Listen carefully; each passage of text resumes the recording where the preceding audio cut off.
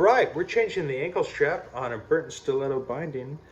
It's my wife's binding, and she's super happy with it, and it's great that Burton offers replacement straps. So we go ahead and we insert the Phillips head screwdriver, and I am right-handed, so I should probably use that hand. And then it's a good old counterclockwise. It's gonna loosen up that bolt. We've actually already done it. And then you have on the end here this sort of a square flat. It is a, I don't want to say locking nut, but it keeps one end from rotating, so you can easily tighten this with one end. Now you just pull this out, and in the case yesterday where my wife's was snapped, you might have to kind of work it out. I actually used the replacement part to kind of dig and pitch it out as a whole. Now this, Burton's put a cover. I think they want you to be able to adjust it on the mountain. But since we have a tool, we're going to go ahead and use it for our leverage.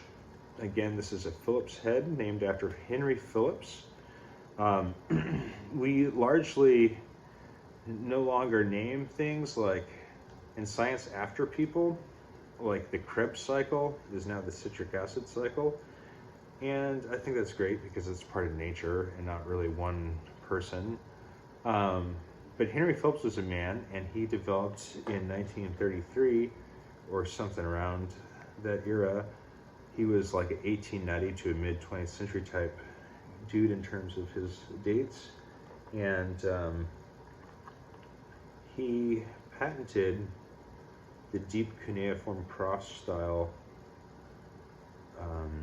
screw system, which is super wild because you look, and previously there was like a square screw where the square driver was like a square. And people know the flathead. So this does work, and I'm going finger tight, and not to humble brag, but finger tight I actually have to do way less than finger tight because, believe it or not, I actually have super strong fingers for my age and for being a nerd from a little bit of rock climbing, which I've dabbled in for years. Dabble and indoor being the key words. All right. And then this one goes in the middle hole. You can adjust it how you want.